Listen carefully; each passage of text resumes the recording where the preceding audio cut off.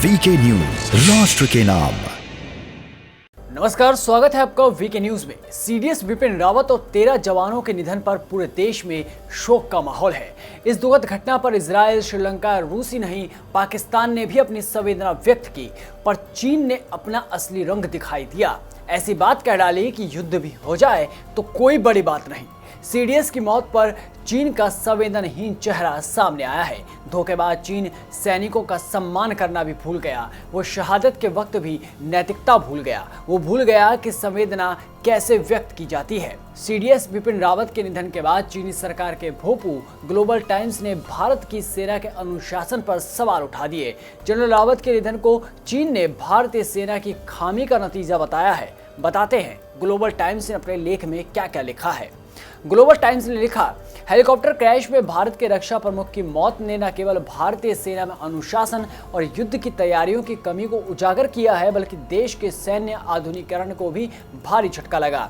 चीन विरोधी भारत के एक रक्षा अधिकारी की मौत के बाद भी दोनों देशों के सीमावर्ती क्षेत्रों में भारत के आक्रामक रुख में बदलाव की संभावना नहीं है। यह ध्यान देने वाली बात है कि ग्लोबल टाइम्स को जरिया बनाकर चीनी सरकार ये बताने की कोशिश में लगी है कि जनरल बिपिन रावत चीन के विरोधी थे और भारतीय सेना में अनुशासन की कमी है। चीन को शायद ये नहीं मालूम कि दुनिया के टॉप प्रोफेशनल सेना में भारतीय सेना को शुमार किया जाता है।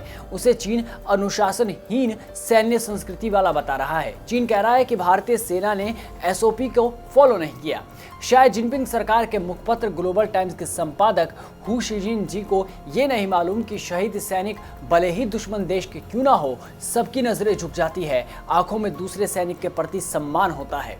जनरल बिपिन रावत के अंतिम संस्कार में शामिल होने के लिए श्रीलंका के chief of army staff Bharat पहुंच रहे हैं। भूटान के सेना प्रमुख भी भारत आ रहे हैं, लेकिन चीन में ना तो मानवीय भावना है और ना ही उसे सैनिकों का सम्मान करना आता है। ये वही चीन है जो गलवान में मारे गए सैनिकों का डाटा तक नहीं दे पाया था। ये वही चीन है जो गलवान में मारे गए सैनिकों को शहीद तक नहीं बता पा रहा था। चीन भूल गया था कि कैसे हमारे जवानों ने चीनियों के थूत बिगाड़ दिए थे और शर्म के मारे चीन एक शब्द तक उस समय नहीं बोल पाया। कई महीनों के बाद, कई दबाव के बाद चीन ने डाटा जारी किया था और आज ये भारत के सैनिकों पर सवाल उठा रहा है। भारतीय सेना पर सवाल उठाने वाले ग्लोबल टाइम्स को पूर्व थल सेना प्रमुख वीपी मलिक ने भी जवाब दिया।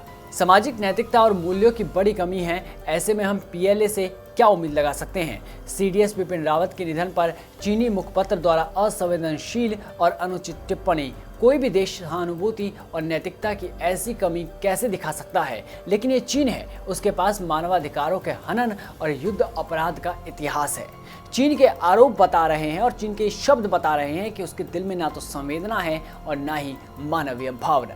इस रिपोर्ट में बस इतना ही। देश और दुनिया की तमाम बड़ी खबरों से जुड़े रहने के लिए बने रहिए वीके न्यूज के साथ। नमस्कार।